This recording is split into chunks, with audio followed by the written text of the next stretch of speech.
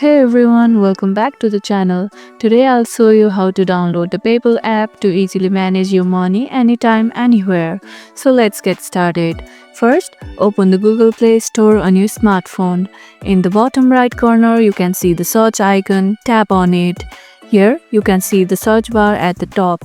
Tap here and type PayPal and press enter or search.